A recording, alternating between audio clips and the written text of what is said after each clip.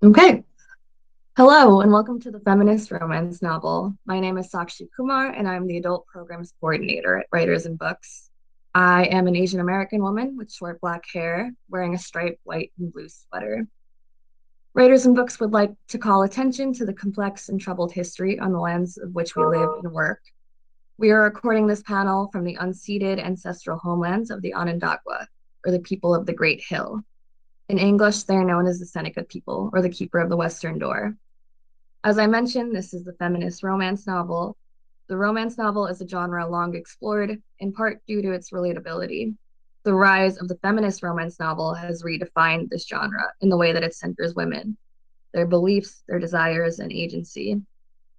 Here, writers will read brief excerpts from their work and share the importance of this genre. Our panelists are Lauren Accardo, Elizabeth Everett, and Sarah Micklem. Our moderator is Elizabeth Johnston. Our panelists' books will be available through Writers and Books' indie bookstore, Ampersand Books. I encourage you to read their full bios on our website, www.wab.org. Thank you. So thank you all for being here. I'm so excited. For those of you at home, my name is Elizabeth Johnston Ambrose. I am a white woman with strawberry blonde hair. I'm wearing a green shirt and some reading glasses. I'm delighted to be here with Lauren Accardo and Elizabeth Everett and Sarah Micklem to talk about the feminist romance novel. And it was something that I studied in the 18th century. My PhD is in the 18th century romance novel, written by women writers in particular. And so I'm really looking forward to the conversation that we'll have after this reading. But without further ado, I do want to go ahead and introduce our first panelist. Each panelist is going to read for 5 to 7 minutes. And then after they are done reading, I'll introduce each of them individually. After they're done reading, then we'll have a conversation. So our first panelist is Lauren Accardo. She is a romance novelist based in New York City, and her Forever Adirondack series is a romance series available from Berkeley Romance. I'm excited to hear her reading about this novel whose setting is inspired by one of my favorite places, which is in the Adirondacks. So I'll let Lauren go ahead and start her reading. Thank you very much. I'm very excited to be here. My name is Lauren Accardo. I am a white woman with long blonde hair, and I'm wearing a pink blouse. The reading today is from the third book in the series called Bold Love. The book centers on two characters, Bee and Denny. Bee is helping Denny redecorate his home in the Adirondacks. He's a former football player. And so Denny, just to set the scene a little bit, Denny has just been to a high school football practice where they've asked him to help out as a coach. So Bee and Denny are in his kitchen chatting about the practice. He followed her into the kitchen, and she set out plates from the pewter set she'd purchased. She feared he'd be against so much white in the house, but he seemed to trust her. If the living room served as any indication for the rest of the house, he'd love every inch. She waited until he devoured his first slice to ask about the football practice. How'd it go today? He swiped a hand across his mouth and tossed the pizza crust back in the box. It was all right. She picked a piece of greasy pepperoni off the top of her slice and popped it in her mouth, eager to hear more, but giving him space to continue. The pinched look on his face told her it wasn't good news. I don't know if I'm going to go back, he said. What? Why? He shrugged, avoiding her eyes. They've got their rhythm down. Great coaching staff. I don't want to disrupt anything, you know? No, I really don't. I thought they just wanted you to be sort of a mentor, not a coach. Yeah, what a great mentor I'd be. He huffed out a sarcastic laugh. NFL has-been Denny Torres told me to study hard, and it turned me into an A-plus student. World-class coward Denny Torres told me to listen to my coaches, and now I'm the goddamn president of the United States. Hey, he looked up, a storm brewing in his darkened eyes. None of that is true, she said. How can you talk about yourself that way? I'm not looking for pity. His tone remained light despite the chaos swirling on his face. Facts. It's who I am, and it's fine. I can't go back in time and change it, but I'm not exactly the perfect guy to be giving advice to kids. All they wanted to talk about today was how I quit. What an inspiration, the guy who had everything and gave it up. She leaned on the kitchen island in her best imposing stance. So the reality is that you just don't want to have to face your past. He rolled and cracked his neck before sauntering to the fridge and grabbing a can of Coors Light. With a defiant crack, he popped the top and chugged.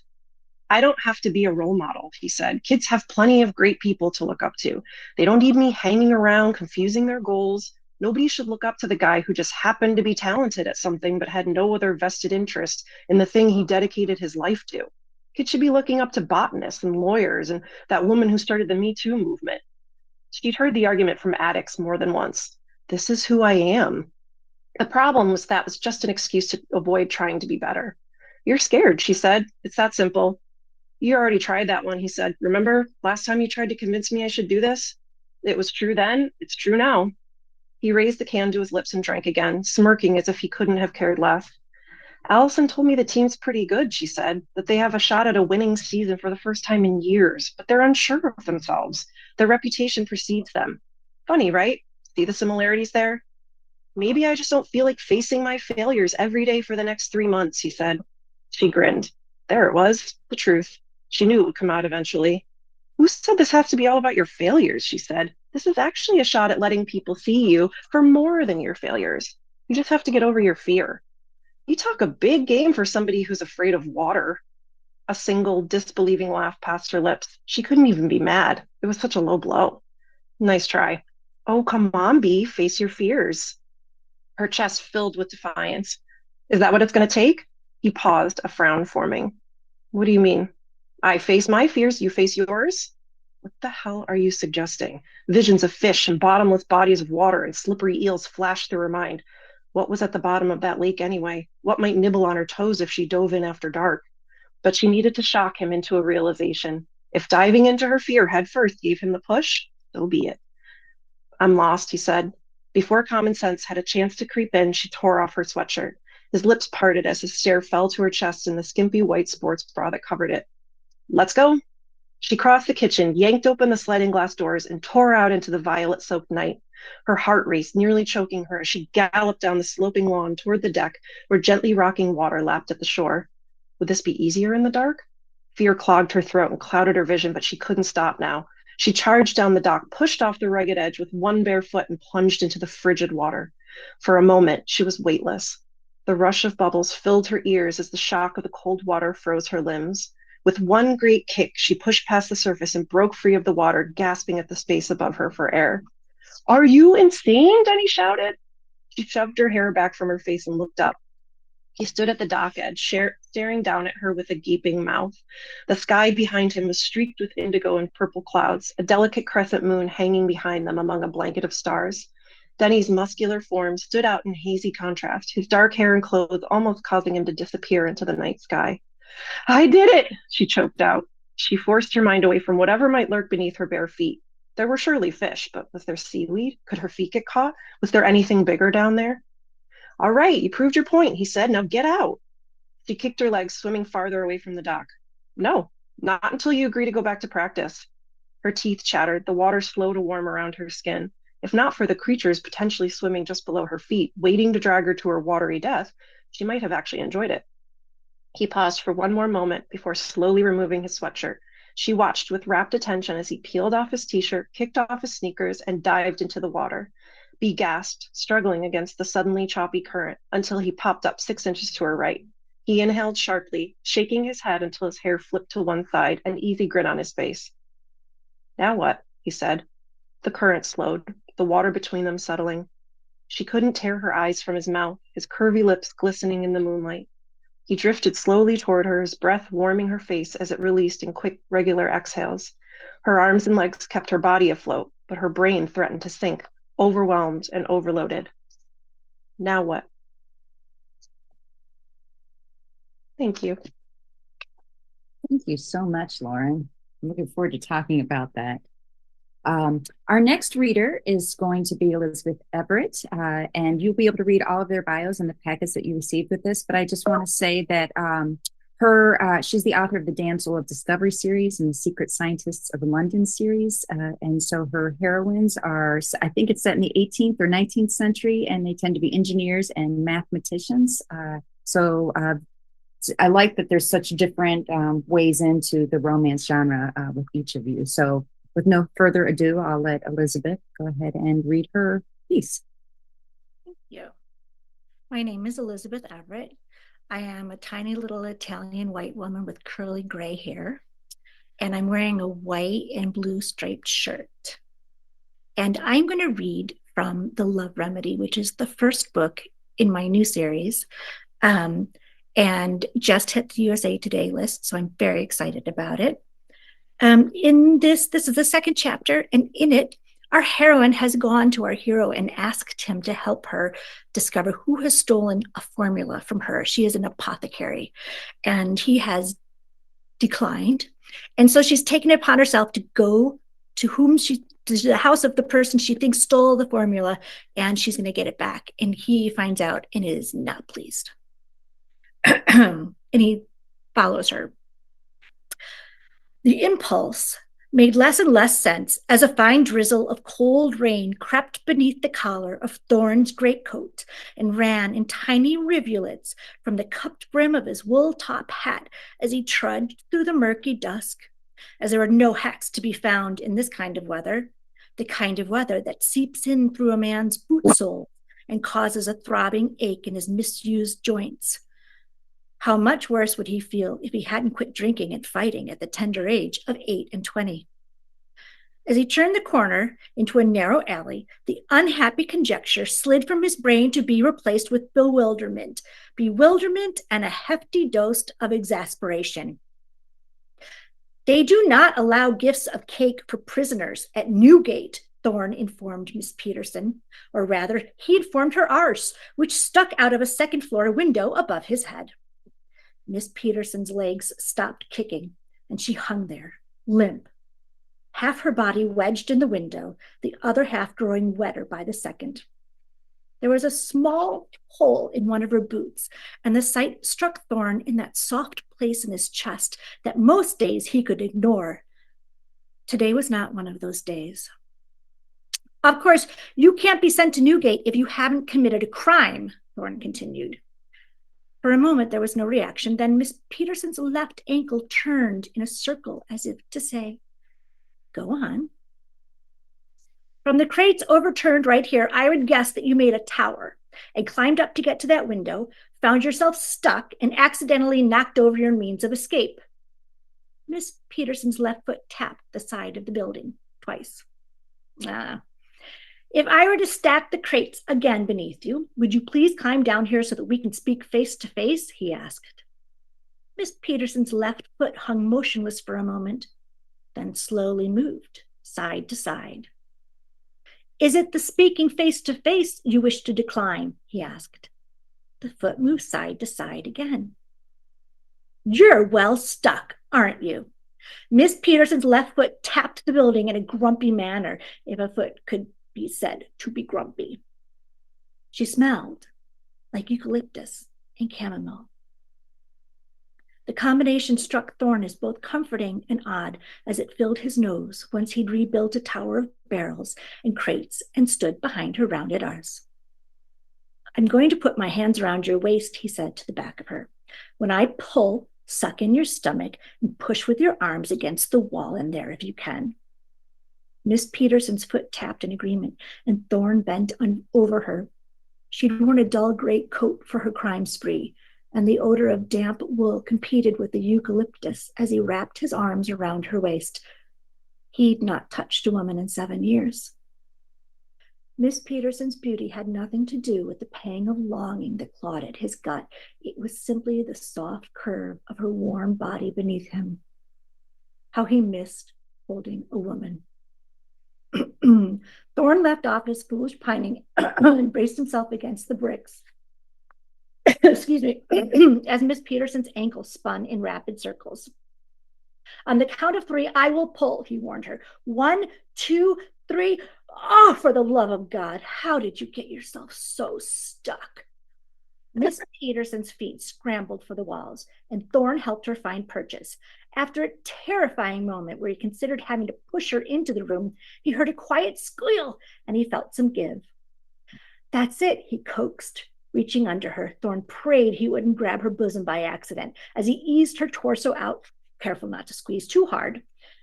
With scarcely any room on the crate beneath him, there was no place for her bottom to go but right up against the front of him, and Thorne scrabbled for the mild outrage he'd felt upon seeing her sticking out of the side of the building. When the back of her head finally emerged from the window, he breathed a sigh of relief. There now, he crooned. We'll just get you down from here. And oblivious to their precarious perch, Miss Peterson whirled about and threw her arms around Thorne's chest, her head coming only to his chin, the carpet bag in her hand smacking him in the back and nearly knocking them both 2 stories down to the ground. I knew someone would come, she said. Leaning back from her surprise embrace, she peered up at Thorne with a radiant smile. The rain, his aches, the ridiculous of him standing on top of a pile of crates to pull the strange woman out of a window. Any combination of these would have put him in the foulest of moods. If he were honest, however, Thorne would later admit, it had been her smile that gave him the most pause. Her smile revealed 2 top teeth overlapping ever so slightly, a flaw that turned her remote, ethereal beauty into something more, something human and attainable.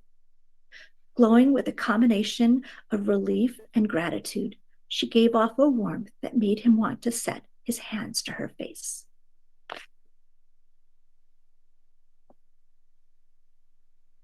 Thank you so much, Elizabeth. Really fun.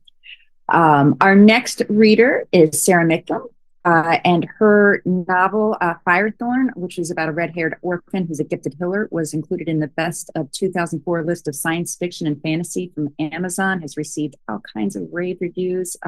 You're writing in the genre of fantasy, so I'm so excited to hear your excerpt as well.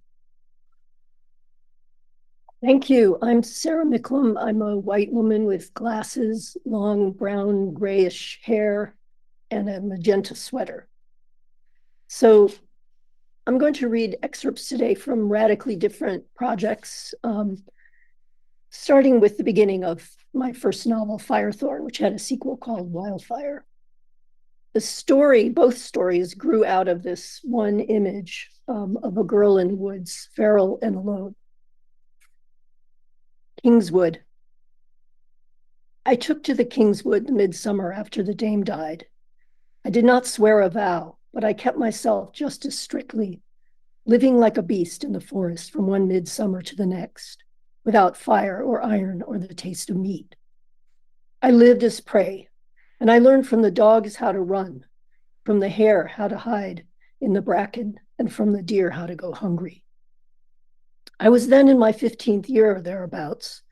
I'd been taken into the dame's household as a foundling, and when I came to a useful age, she made me her handmaid.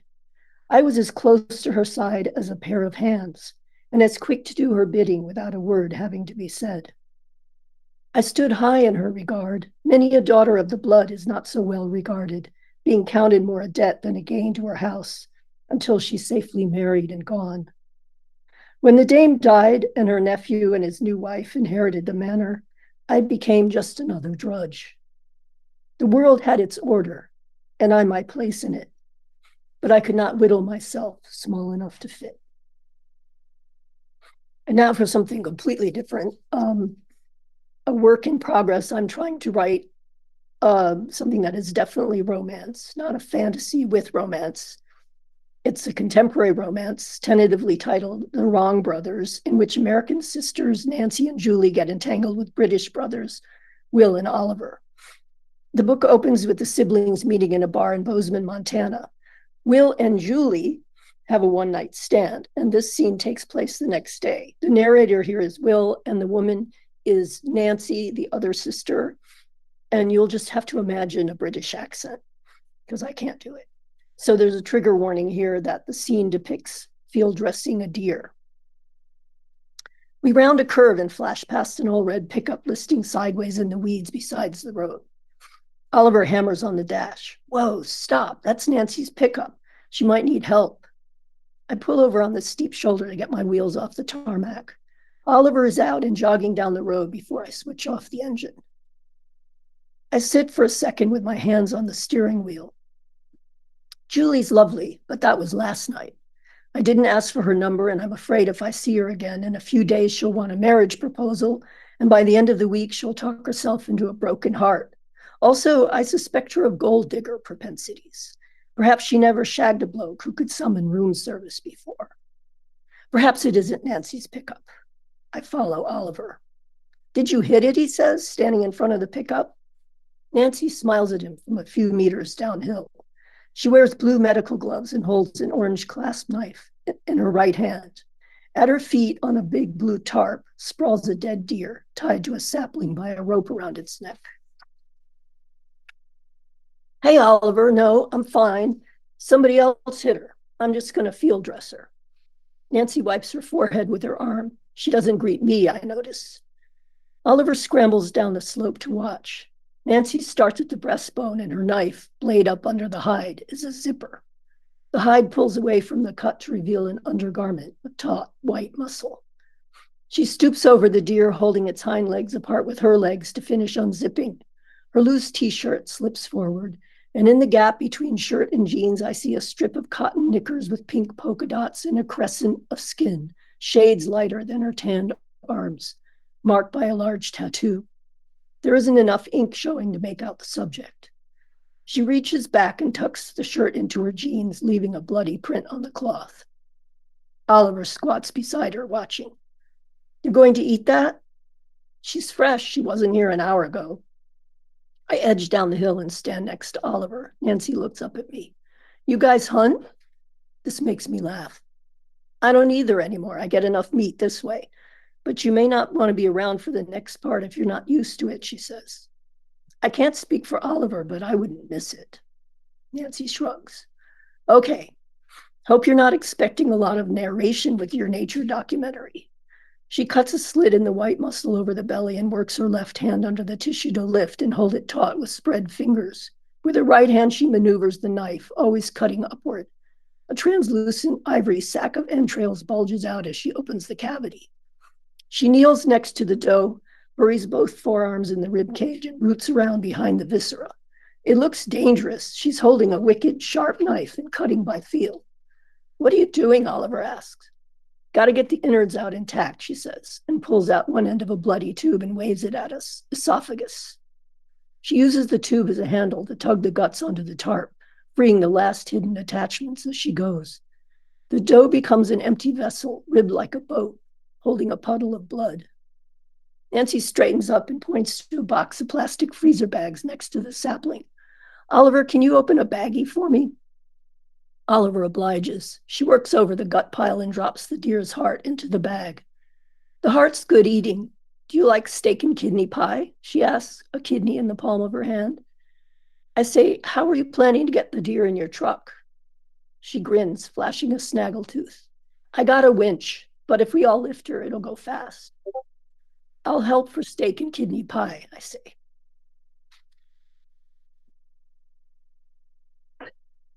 Thank you so much. Wonderful.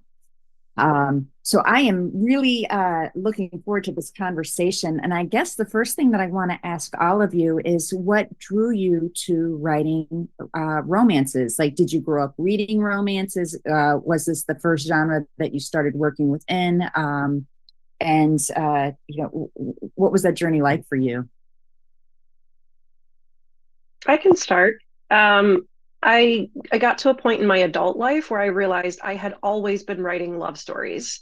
I would sit down at our family computer and type out these stories of two people, at that age when I was a teenager, meeting eyes across the room and holding hands and someone showing up at someone's locker. And it was all of these stories I would tell myself in my head, put to paper. And then by the time I got to be an adult, I thought, I guess I've always been a romance writer. I should try and put this into a form that people want to read and try and finish a book. So it was something I never said to myself, I'm going to try and write a romance novel. It was something that I think had been in my head all along. And you'd been doing this as a teenager, you said? Yeah, as soon as we got our first family computer, I remember sitting down and probably before that in notebooks with pens and paper, and but I just remember sitting down and writing always fictional characters, probably always a little bit of myself in there too, but just stories. I'd been a reader since I was a little kid and loved the Babysitters Club and loved when they, would meet a crush and start dating somebody. And so I think it was, yeah, it was my teenage years that I really started putting them into stories. Love that. How about the rest of you? Well, I did not read an historical romance until 16 years ago. I used to love historical mysteries, historical fiction. And so one day, this was back before Amazon, you paid for all the ads. And one day, Amazon, they had this algorithm, right? Said, if you like this person, you will like this person. Said, if you like Tasha Alexander, you will like Julianne Long. So I got the book and I started to read, and it was not a mystery.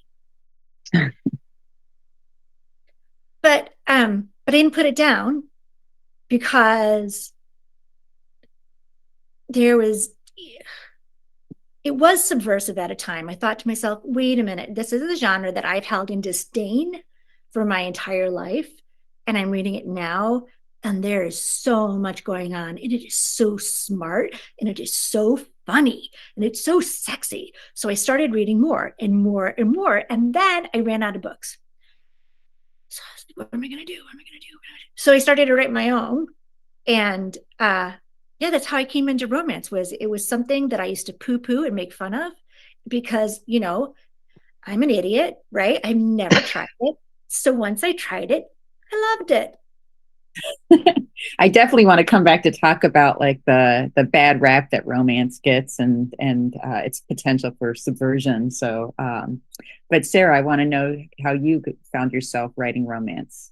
Well, so I grew up reading fantasy and science fiction and a lot of other things, but that was my jam. And I realized today when you were talking about influences in your questions that you sent us, that a lot of the books that I loved the best that were fantasies also had a strong love story in them.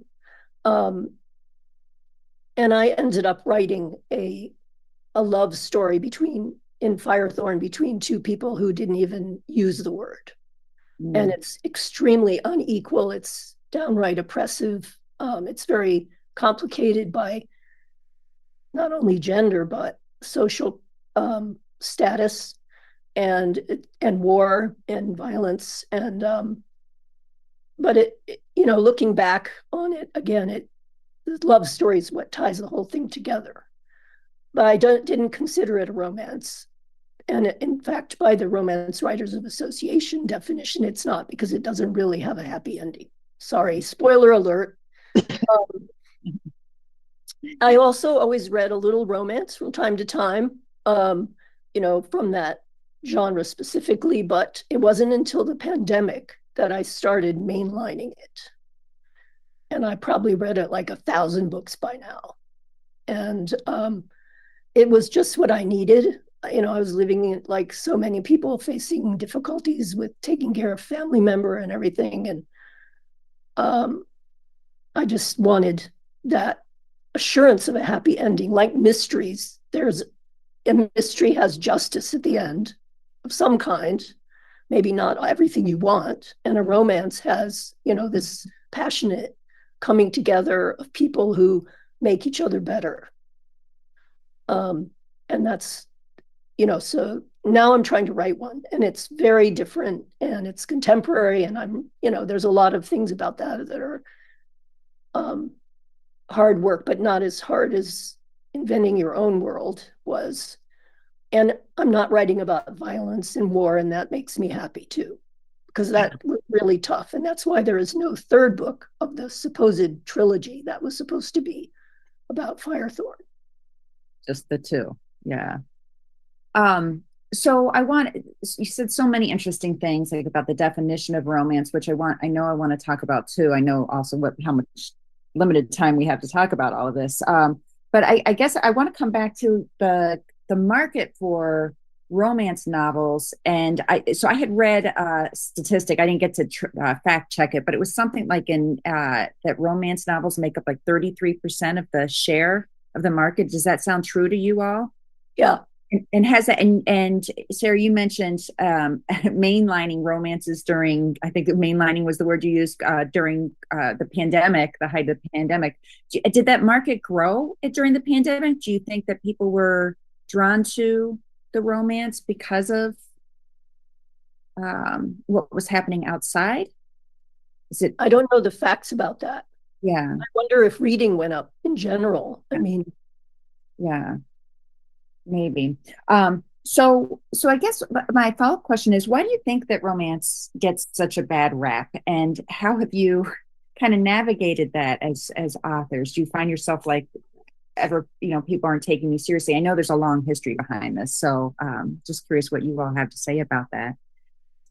I'll say that I'm just going to say the party line among romance authors now is that, or one of them, is that romance centers female pleasure a lot of times, and that gets poo-pooed. And I think that it's becoming more accepted. We're definitely not there yet, but 30, 40 years ago, when the bodice ripper covers and Fabio and all of that, it was like, oh, what a shameful thing to enjoy sex.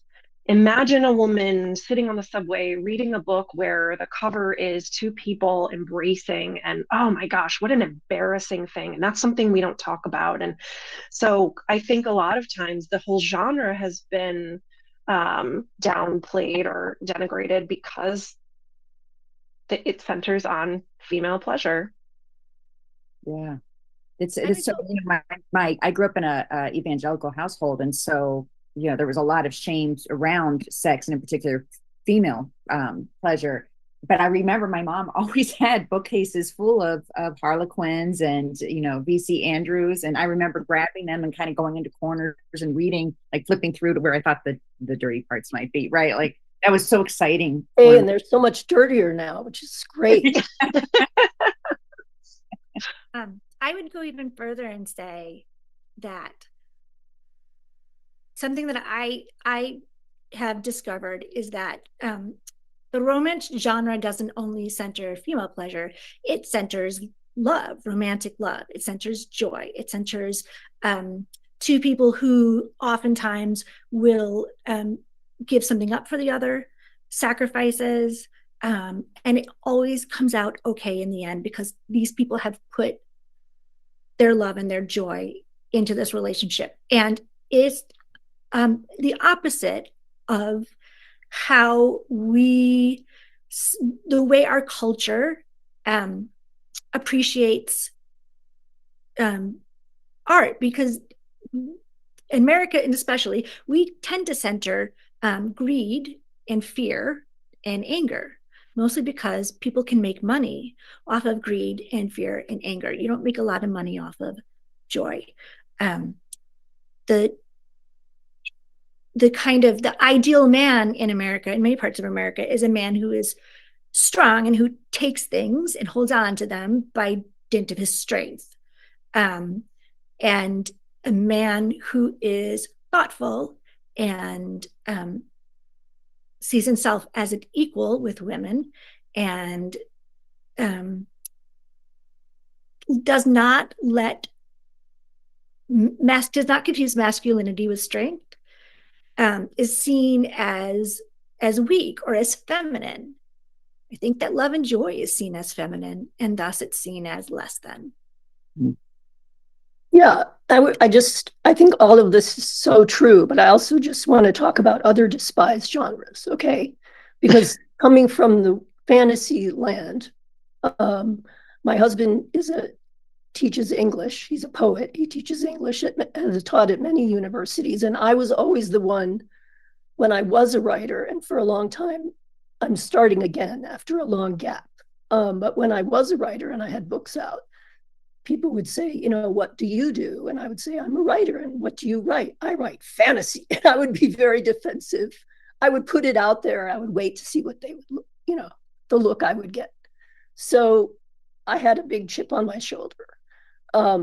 Also despised unjustly is children's fiction. And I think this is really changing, but that genre is like how you get started, those books will be with you your whole life, you know.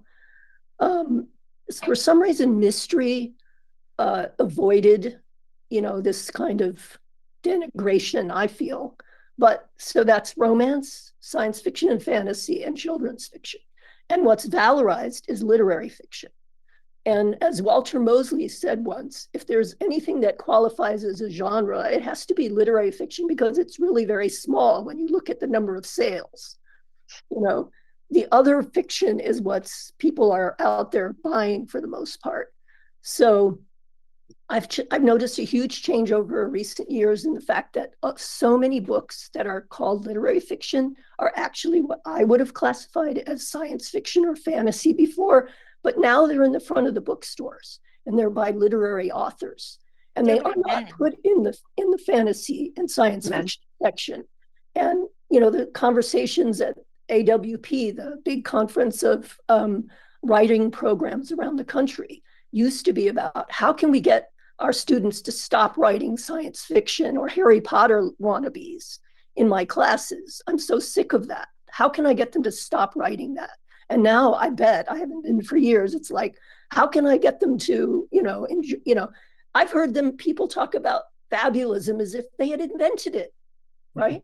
So I can imagine that this is what's going to happen with romance. You're going to find it colonized by literary fiction, but it won't be called that anymore, and it'll be okay. So I'm thinking about, because I teach creative writing, and when I first started teaching it 20 years ago or so, people who I was inheriting the course from saying, and don't let them write romance, fantasy, science fiction. It's got to be a realistic literary fiction, but that's what the students want to write. They come at 18 years old, they want to write. They're Harry Potters and VC Andrews and whatever else. Yeah. So it is interesting because you think because it's associated with women's writing, so children's literature for sure and romances for sure. Has fantasy historically been associated with women's writing? Because I think of Ursula Le Guin, but I'm also thinking of sure and Tolkien, yeah. It hasn't, but some of the very strong practitioners have been women for long time now. Yeah. And when I started reading fantasy, I mostly read women. Yeah, because that's what their works appeal to me. So I think that science fiction and fantasy had its own huge battle to deal with sexism in the field, and some of that's probably still going on, but there's been just an enormous change there, and acceptance not only of women's voices but of voices from artists of color and queer artists and everything. Right. Big changes. So when I look at what people are writing about your novels and your female characters in particular, so historically, I know that one of the problems has been that women were considered weak, or they were like, it ends in marriage and they're just seeking to be validated by a man's desire, blah, blah, blah. And that this started to shift as feminism kind of entered mainstream discourse, and our characters became much stronger and independent. A lot of your characters are talked about as being subversive characters. So when you hear that, is that like when you're writing a female character, are you thinking about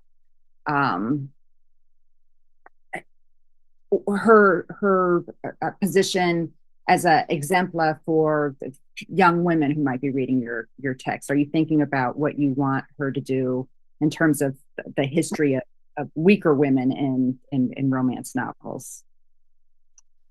I personally don't think of, sorry, second time I've talked over you.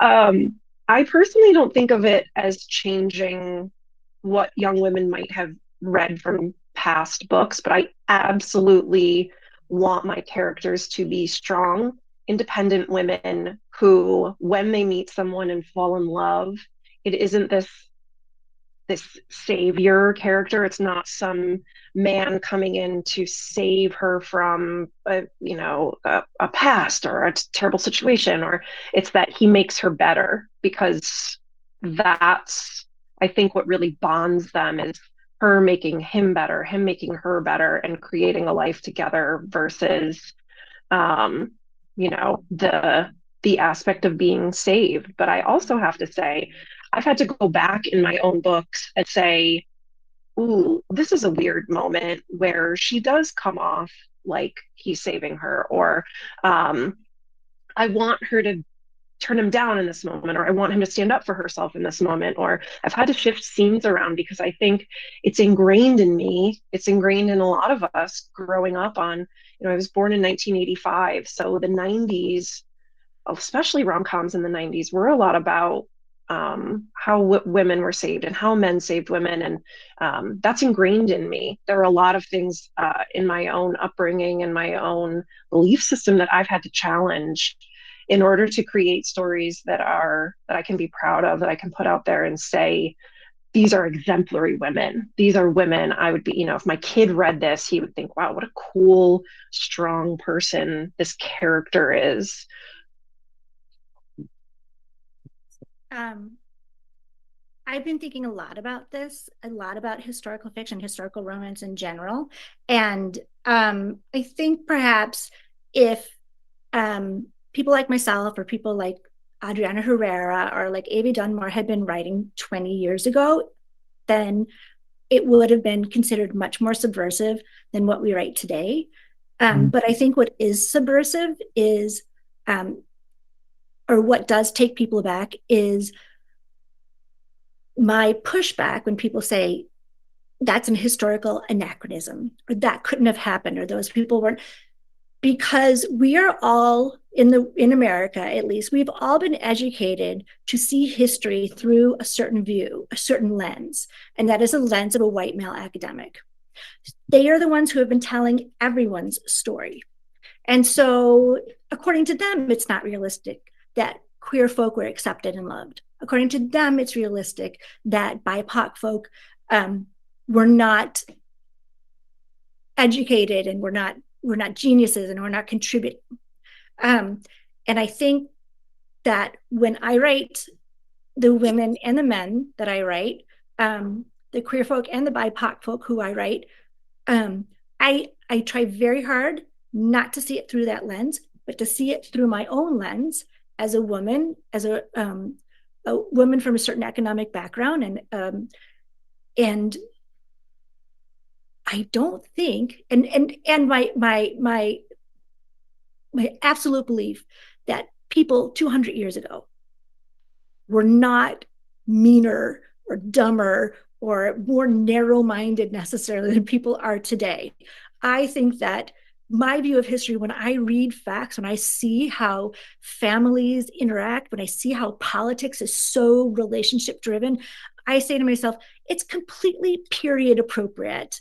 It's completely historically accurate that men could be supportive of women who are working on something that they're passionate about.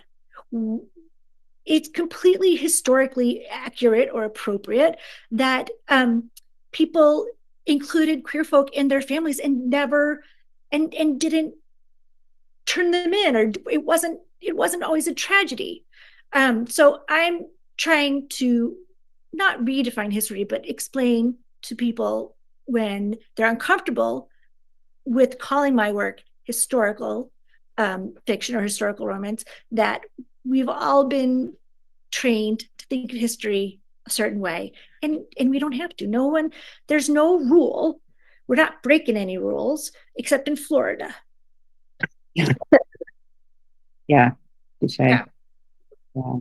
So I lived with this character Firethorn for 15 years while I was working on those two books, and for the years after, when I was refusing to work on the third book.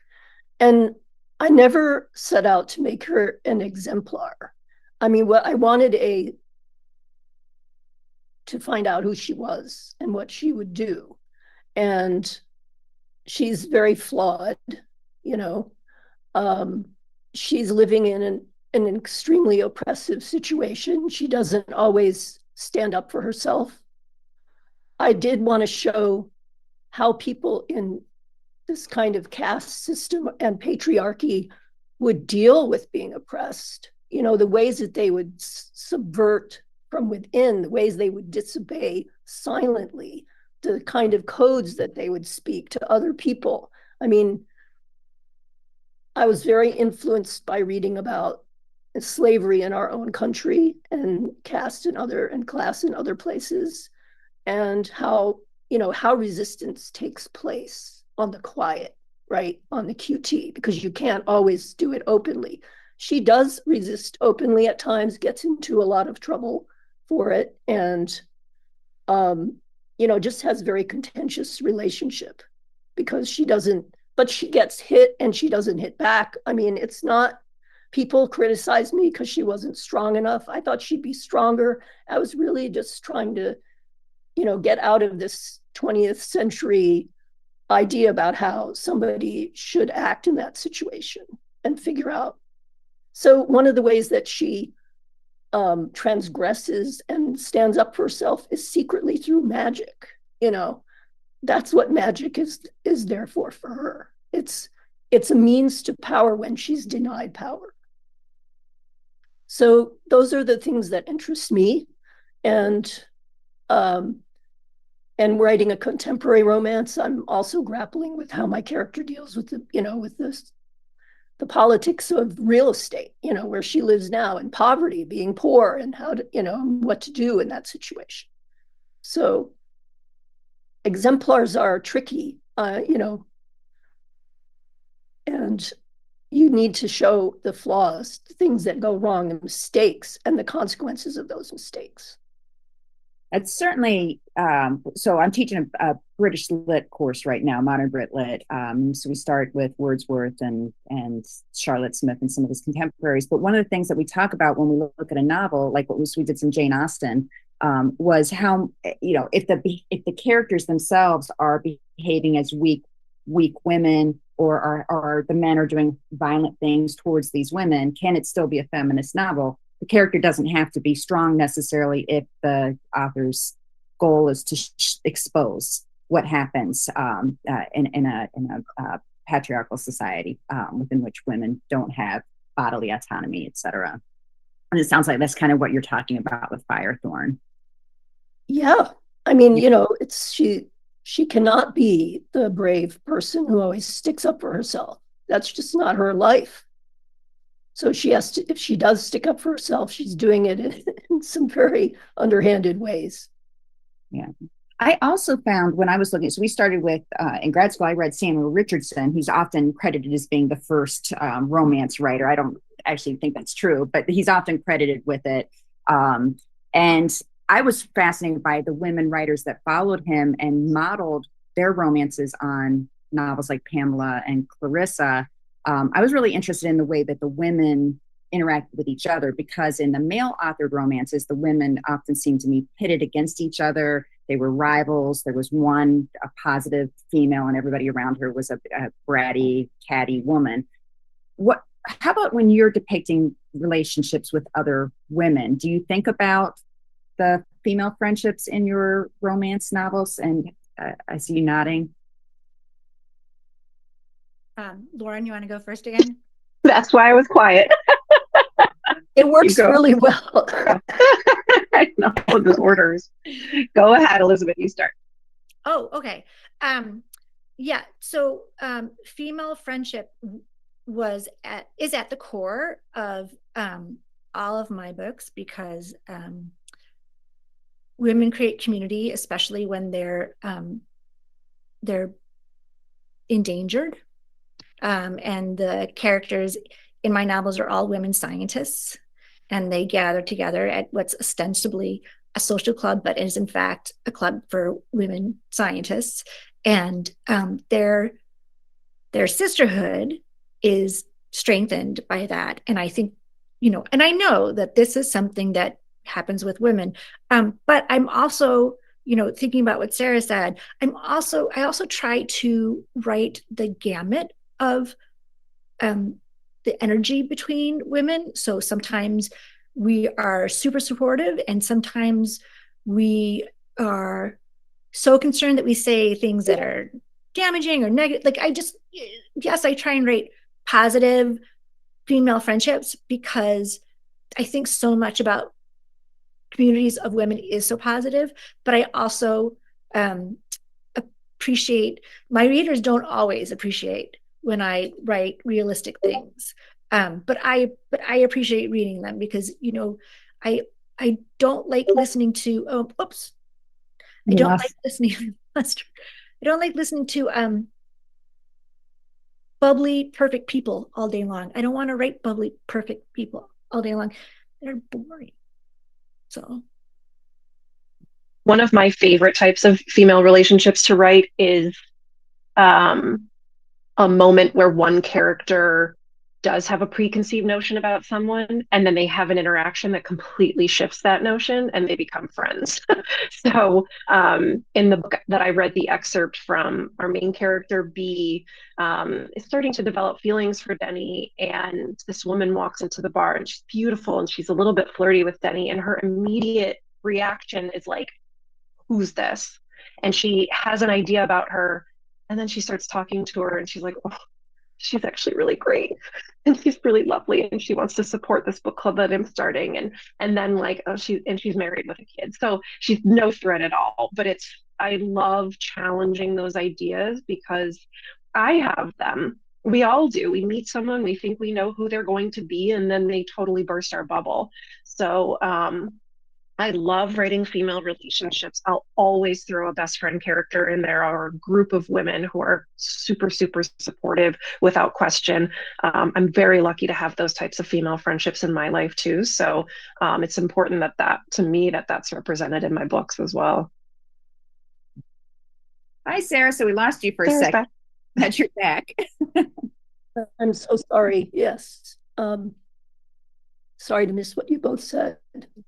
Oh, well, we were just talking about the community of women, and Lauren was saying how important it is to show women who can be supportive of each other, despite, initially expecting another woman to be rivalrous with you. Lauren was just being a genius, as she often. No need to know exactly what I said. It was pure genius.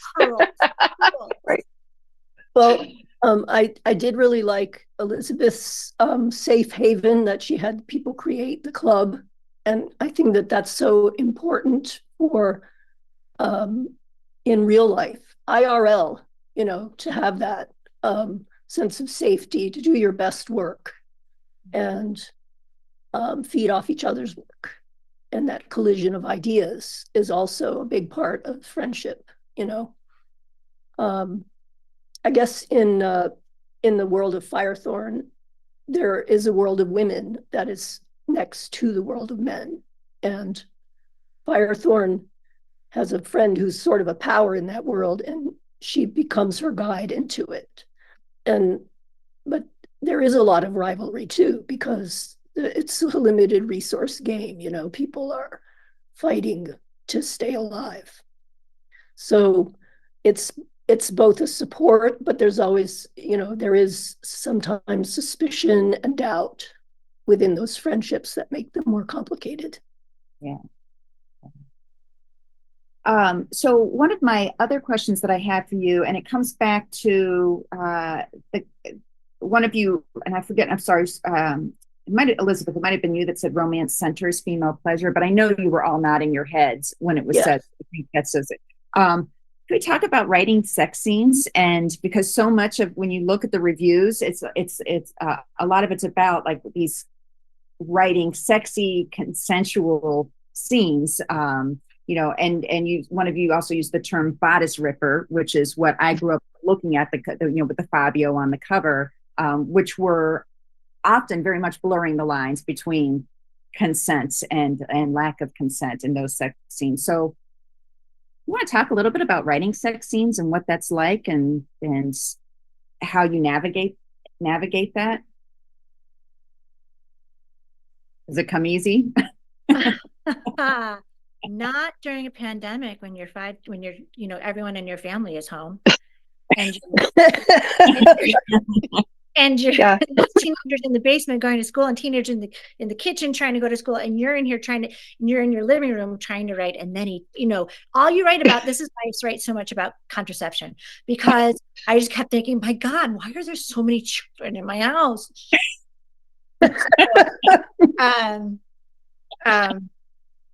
I think that what's great, it's a double-edged sword. I think what's great is that these days readers appreciate really well-written consensual scenes with physical intimacy, whether it's penetration, whether it's whatever kind of sex it is, whether it's heterosexual sex or homosexual. Like, readers really appreciate the author being completely true to what happens between two people when they have sexual relations of any kind. But other people, one of my favorite 3-star Goodreads reviews from anyone ever is a woman who thought my book was ruined by all the smut. So I kind of wonder sometimes, though, if we don't need to be careful about how we talk about these scenes of physical intimacy, because I guess I'm kind of ambivalent about the term smut because it implies dirty, and sex isn't dirty, it's existential. But there, yes, it's titillating, but it's also the only way that those two characters can go forward. It's part of the plot. It's not there for sexual pleasure of the reader. That's something else. That's erotica, or that's, if it's for men, it's pornography. That's something that's different. So yeah, so it's not, I think it's easy to write, but it's hard sometimes to see how it's received. Mm. True with anything you write, I mean, I guess, but so I had to reread my books in preparation for this panel because it had been like 6 years. And there are a lot of very short sex scenes in Firethorn. And because their relationship is so hampered by the difference in their status and everything, some of it is consensual, most of it is, but some of it, she's not too happy about it at the time. I mean, her job is kind of a sex worker to this soldier. She's called a sheath, which is about as blatant as it can get. She signed up for it willing. I mean, she went off with him to war, and that was the deal. So I think that what I don't always see is that range of moods being brought to the sex scenes because they are so celebratory. And it's like a relief to me in something like Jennifer Cruzy when somebody doesn't have 5 orgasms, when they get together, and the orgasms are like, you're out of the room, you're out of the, you're beyond the atmosphere and you're in space and stars are wheeling around. It's like, okay, fine.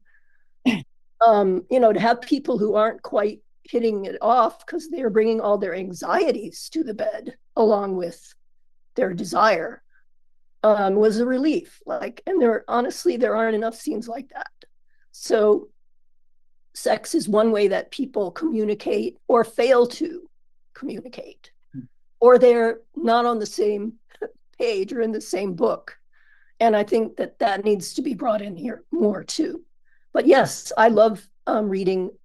I don't mind calling it erotica or whatever. I mean, I love reading those kind of scenes in books when they're very well done. It's exciting and lovely, and it means a lot to the characters. So I guess I just could see some more complications in some instances than there are. I totally agree. That's something that I've tried to include in my books, and just had a reader tell me the first book in the series does have a scene where they're kissing, sex is imminent, and she's just not feeling it. She feels uncomfortable. She feels a little bit self-conscious. And so she tells him, and he keeps saying, like, is this okay? Are you okay? And finally she's like, you know what, I'm not okay. And he's like, okay, then we stop. And it was a really great moment for me to be able to show the hero in this light of like, oh, the second you tell me we're done, we're done. And to me, that moment shows his character. It shows who he is more than any sending flowers or making dinner or, you know, all the typical romantic gestures. You know more about him in that moment than really any other moment in the book. And they had already had sex at that point. So it was a way for me to show the progression of their relationship. And it was a way for me to add to his arc as a character and to show him and who he really was. So I agree. We need to see more realistic sex and realistic scenarios leading up to sex, and not just the to the moon 5 orgasms in a row, you know, which I enjoy also. But it's not a bad thing. Right. Not a No, bad it thing. ain't bad. No, I need at least one of those in a romance novel. But I like the leading up to that too. And it's to me, it's about characters becoming comfortable with each other too. It's the most intimate interaction a lot of times in a book. And so how do we show that? How do we show people being truly comfortable with each other? It's not, you know, the scenes we sometimes see in the movies. I think too, because historical romance is so full of virgins. There's so many virgins running around these ballrooms, that I make it a point not to write virgin heroines, because I don't think that that's sexy, because there's a power imbalance there oftentimes. If you're going to be period accurate, or even if you're not, I mean, I just think that it's not. I have written a virgin hero, but he had studied up on it, so he kind of knew what he was getting into. So there's that awkwardness, and that there are very few sex scenes that include young virgins that I find appealing. And I think that one of the writers who does it best is Eloisa James, Mary Love Bly. her. She's the Dean of English at Fordham University. Mary Bly, she writes as Eloisa James, and she writes awkward first-time sex all the time in all of her books. And it's wonderful. It's just good stuff, because it's so you just relate to the characters so well. They become so much more real because they're flawed. Flaws are great. Flaws are good things. And bad sex happens, especially if you are a woman of a certain age and a certain period. I mean, even, you know, I'm going to say women, there are some women today who are getting some very strange education around what sexuality is and what virginity is and what it all means. So to see the highs and lows of that is, I appreciate. So that makes me wonder another question, which is about the general age of the characters that you tend to write. Does it so I'm thinking now, not virgin. So do any of you write characters that are 30s, 40s, 50s? I do. Yeah. So 40s, 30s and 40s. I find it, well, because I'm old, so I forget. I can't remember what it was like when I was a teenager. So long ago that I can't write YA, because what did I feel like? I just felt like, I think, a soup of hormones. So that's why I write older characters. Most of my characters are late 20s, early 30s. And now the older I get, I think probably my next series, they'll be in their late 30s, early 40s, because I can't write young kids anymore. I don't know what they're talking about. I don't know what they're doing. So definitely. And I think it's, I don't know, to me, the relationships too that ring the most true and mean the most are those more mature, developed relationships that tend to happen when you're a little bit older.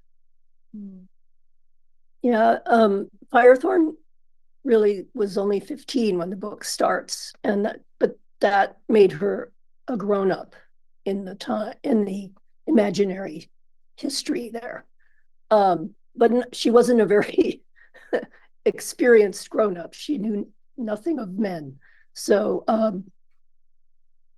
she wasn't part of, the world of women having children at that point.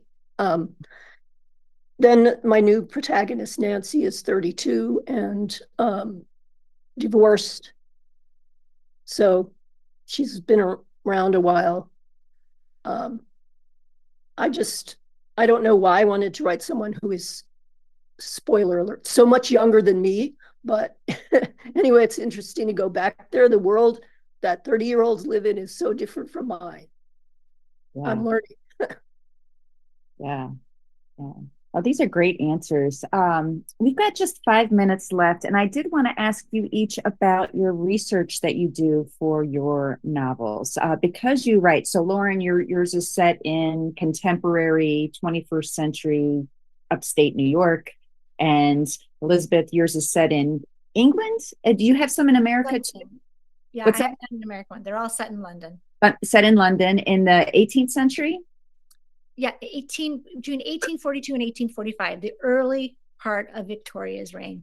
Okay. And then, of course, Sarah, you did world building for Firethorn, although you said your newest one is set in contemporary America, I think. So can you talk about the research that you do? I know we just have 4 minutes left, but My answer will be very short because I tend not to do a ton of research. I write in worlds that I know.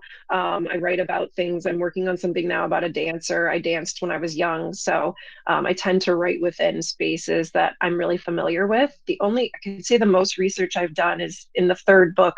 A character needs to be rescued, physically rescued from a bad hike, a hike gone wrong. So I had to do some research about mountain rescue and what that requires. But I tend to write in my own safe spaces. I do a lot. I do a lot of research, a lot less now that I'm so much more familiar with the period, because I just finished my 5th book in the period, 1843. But it used to be for every hour's worth of writing, there's at least half an hour's worth of research, because each of these women are a different type of scientists. So I have researched mathematics and physics and chemistry and pharmacy and engineering, and it's very hard. I'm not that smart. So it takes me a long time. It takes a long, long time. So I dream about writing a contemporary romance where people get in a car. You don't have to say like there's 6 horses, there's 5, because then the history police come after you and they're like, sure. Yeah. You don't want those. That's why writing fantasy is good. The history police have tried to come after me, but I'm like, sorry, I made this up. So you can't tell me that a sun can't be female, because my sun is female, the sun in the sky. Okay. For me, research is all like, and I rather research than write. And so that is a big problem, and one reason why things take me so long. But I am researching because I'm writing about Bozeman, Montana, which I'm writing about because I was there when I was a child. My parents almost settled in Montana, so that's like a life I never led. And but I have not been back there. So research has led me to finding out so much, like that is plot driving, like the incredible real estate problems that they're having in Bozeman, because it's a little bit of a boom. And the prices are going up so much, wages are not going up. People are having to move 50 miles out of town, commuting in the winter. I mean, people are living in trailers on the street. So this is why research is good for me, because it sends me off down these paths and helps me construct a world that, is hard to live in, which drives your plot by making bad things happen to your heroine. So it's been really critical to me, even writing a contemporary. Well, I am so grateful for all of you to have been here today and for this fantastic conversation. And I'm going to be thinking a lot about, now I kind of want to go and read some romance novels. I'm on break this week, so it sounds like a really good way to spend the rest of my week. And we did our job. Yeah. And I'm not sure if Sakshi is going to jump back up on here. Let's see. Oh, I can. I can. Yeah. Thank you guys so much. Thank you, Lauren, Elizabeth, and Sarah for your readings. And thank you, Elizabeth, for such a wonderful conversation. As a reminder, everyone's books will be available through Ampersand and through our website. And yeah, thank you so much. Thank you, everyone. Thank All right, you. thank you. Yeah, Let's thanks see. so much.